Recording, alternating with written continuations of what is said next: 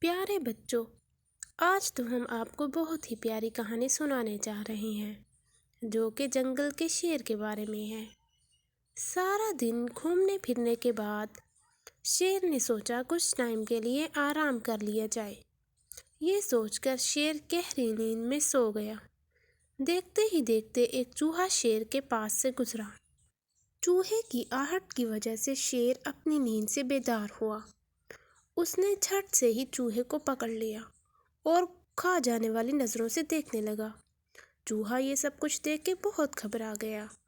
اس نے کہا کہ پلیز مجھے کچھ نہ کہنا۔ شیر نے کہا تم نے میری نیند خراب کر دی ہے، میرا دل کرتا ہے کہ میں تمہیں کھا جاؤں۔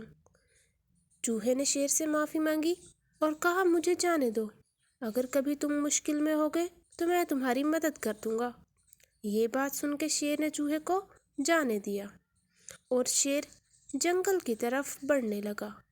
دیکھتے ہی دیکھتے ابھی شیر کچھ ہی آگے بڑھا تھا کہ اچانک سے وہ ایک شکاری کے جال میں پھنس گیا۔ شیر نے بہت کوشش کی کہ وہ خود کو بچا لے، لیکن سب بیکار رہا۔ شیر نے دھاڑنا شروع کیا۔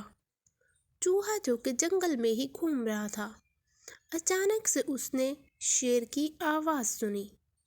اس کو لگا کہ شاید شیر کسی مصیبت میں ہے۔